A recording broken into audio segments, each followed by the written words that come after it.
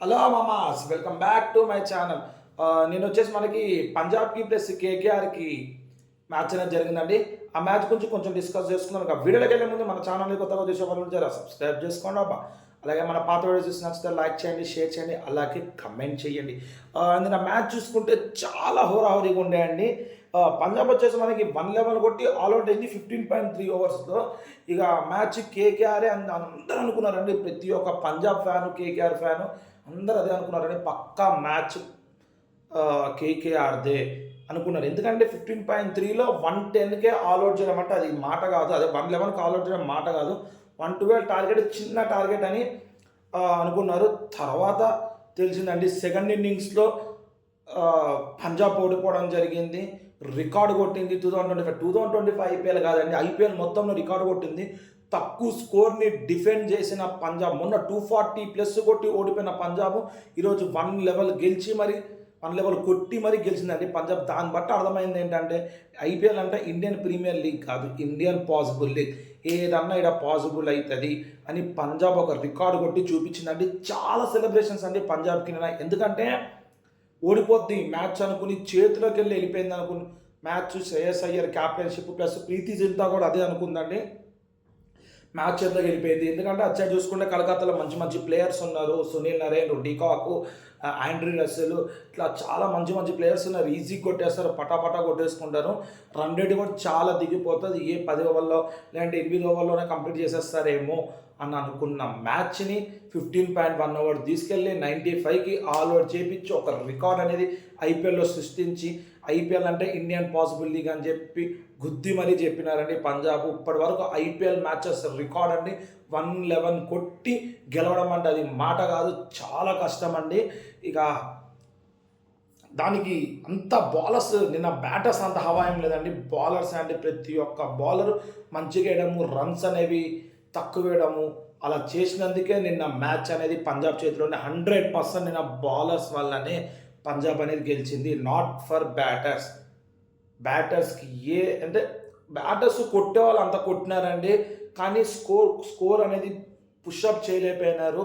ఇక అందుకనే ఒకవేళ బౌలర్స్ కానీ కరెక్ట్గా వేసి ఉండకపోతే నేను 8 9 ఓవర్లో మ్యాచ్ అయిపోయేది. 15.1 వరకు గుంజుకొచ్చి ఆల్అౌట్ చేయడం అంటే అది మాట కాదు, అది బౌలర్తోనే సాధ్యం. ఇంకా రసల్ ఉన్నాడు గ్రీస్లో, 9th వికెట్, 9 వికెట్స్ పడిపోయి లాస్ట్ వికెట్ రసల్ ఉన్నాడు గ్రీస్లో అనుకున్నప్పుడు ఇక మ్యాచ్ వన్ సైడ్ అయిపోయింది కేకేఆర్. ఎందుకంటే రసల్ కొడితే 6 ఇస్తాడనే సమాధానాలు చెప్తాడు.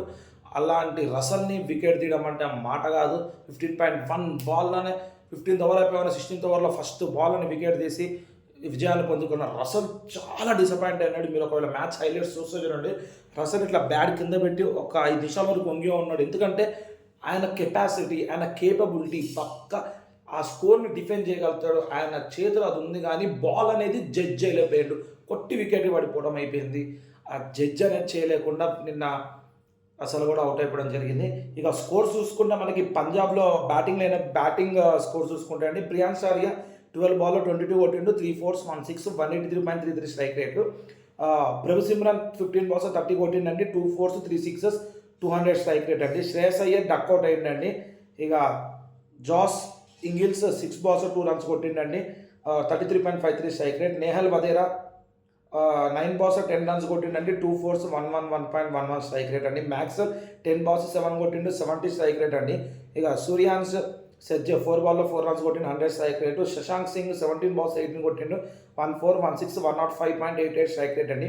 మ్యాక్రో ఛాన్సన్ 1 ఓవర్లో 2 balls 1 run కొట్టిండు, 50 స్ట్రైక్ రేట్ అండి. బార్లెట్ 15 balls 11 runs కొట్టిండు, 1 4 73.33 స్ట్రైక్ రేట్ అండి. హర్షదీప్ సింగ్ 1 ball 1 run కొట్టిండు, 100 స్ట్రైక్ రేటు. ఇక కలకత్తా బౌలింగ్ లైనప్ చూసుకుంటే వైభవ్ అరోరా 2.3 ఓవర్స్తో 26 runs ఇచ్చి 1 వికెట్ తీసుకున్నాడు, 10.40 ఎకనామీ అండి.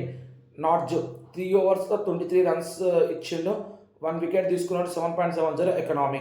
హర్షిత్ రాణా 3 ఓవర్స్తో 25 runs ఇచ్చిండు, 3 wickets 8.30 economy. Varun Chakravarthy 4 overs 21 runs ఇచ్చిండు, 2 wickets 5.20 economy. Narine 3 overs 14 runs ఇచ్చిండు, 2 వికెట్స్ 4.70 ఎకనామీ. ఇక కేకేఆర్ లైనప్ చూసుకుంటే కింటన్ డికాక్ 4 balls 2 runs కొట్టి 50 స్ట్రైక్ రేట్ అండి. సునీల్ నారాయణ్ 4 balls 5 runs కొట్టి 1 4 125.00 స్ట్రైక్ రేట్ అండి. అజింక్య రహానే 17 balls 17 కొట్టిండు 14 16 100 స్ట్రైక్ రేట్ అండి. ఇక రఘువంశీ 28 balls 37 కొట్టిండండి 5 fours 1 6 132.14 strike rate. Venkatesh Iyer 4 balls 7 runs కొట్టిండు 175.00 strike rate. Rinku Singh 9 balls 2 runs కొట్టిండు 22.22 strike rate. Andre Russell 11 balls 17 runs కొట్టిండు 1 4 2 6 154.55 స్ట్రైక్ రేట్ అండి. Ramandeep Singh duck out. Harshit Rana 6 balls 3 runs. Vaibhav Arora 7 balls duck out. Anrich Nortje 0 not out. ఇక పంజాబ్ బౌలింగ్ లైనప్ చూసుకుంటే మ్యాక్రాజ్ జాన్సన్ 3.1 overs 17 runs ఇచ్చి 3 wickets తీసుకుని 5.40 economy అండి. జవేర్ బర్లెట్ 3 overs 30 runs ఇచ్చిండు 1 wicket 10.00 ఎకనామీ అండి. Harshdeep Singh 3 overs 1 maiden 11 runs 1 wicket 3.70 economy. Yuzvendra Chahal 4 overs 28 runs 4 wickets 7.00 economy. వేరే లెవెల్ ఆడిండండి నిన్న చాహల్ 4 wickets అంటే మాట కాదు. గ్లెన్ మ్యాక్స్వెల్ 2 overs 5 runs ఇచ్చిండు 1 wicket 2.50 economy. Maxwell batting lineup చూపకపోయినా బౌలింగ్లో తనంతడు తాను చూపిస్తారండి. అదేంటో మ్యాక్స్వెల్ ఐపీఎల్ తప్ప మిగతా అన్ని ఆడతాడు, కానీ నేను బౌలింగ్ కూడా చాలా బాగా అయింది. 2 overs 5 runs అంటే అంత ఈజీ కాదు.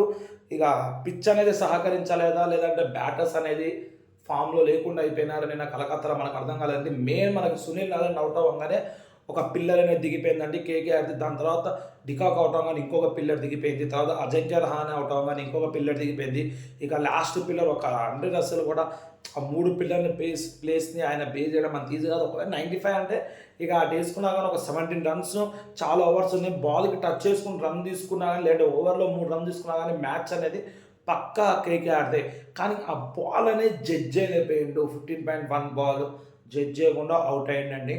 ఇక పంజాబ్ మ్యాచ్ అయిపోయింది. పంజాబ్ రికార్డు కొట్టింది. మొన్న 244 కొట్టి ఓడిపోయిందన్న పేరు ఆమె పంజాబ్కు ఉండి ఈరోజు 111 కొట్టి డిఫెండ్ చేసింది మ్యాచ్ అని చెప్పి ఒక హిస్టరీ రికార్డ్ చేసిన పేరు అనేది పంజాబ్కి రావడం అంత ఈజీ కాదు. అందుకనే నేను ఇప్పుడు మూడోసారి చెప్తున్నా, ఐపీఎల్ అంటే ఇండియన్ ప్రీమియర్ లీగే కాదు, ఇండియన్ పాసిబుల్ లీగ్ కూడా. ఏ గేమ్ అన్నా పాసిబుల్ అవుతుంది. 240 కొట్టి ఓడిపోవడం సాధ్యమవుతుంది.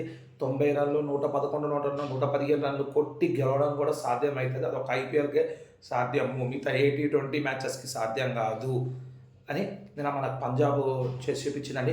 ఇంకా ఇలాంటి ఫర్దర్ ఐపీఎల్ వీడియోస్ కావాలంటే మన ఛానల్ సబ్స్క్రైబ్ చేసుకుని పక్కన బెల్ అని క్లిక్ చేయండి. మనం ఎట్లా వీడియోస్ పెట్టగానే మీకు ఇట్లా నోటిఫికేషన్ వస్తాయండి. దాట్స్ ఇట్ అండి ఈరోజుకి.